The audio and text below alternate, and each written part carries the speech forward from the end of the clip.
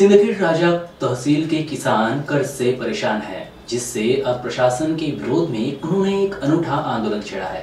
यह किसान अब खुद को बेचने निकले हैं। सिंदखेड़ राजा तालुक्यातील नियोजित शेतकरी विकणे आहे हे आंदोलनाची कल्पना आम्हाला सुचली, कारण आम्ही वारंवार शासनाकडे आंदोलने, मोर्चे, निवेदने देऊन हा जिल्हा दुष्काळग्रस्त जिल्हा आहे हे मान्य करा, या जिल्ह्यात सर्व शासनाच्या सोयी सुविधा उपलब्ध करून द्या व या जिल्ह्यातील तालुक्यातील शेतकऱ्यांना आता पडलेल्या गारपीट, चक्रीवादळ व अतिवृष्टीची नुकसान भरपाई द्या।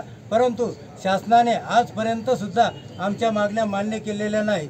तसेच आमच्या तालुक्यातील शेतकरी 5 ते 6 दिवसापासून येथे आमरण उपोषणाला बसले आहे, परंतु आजपर्यंत शासनाचा कोणताही प्रतिनिधी आमच्या तालुक्यातील या उपोषणकर्त्याला भेट देऊन त्यांना लेखी उत्तर देऊ शकले नाही।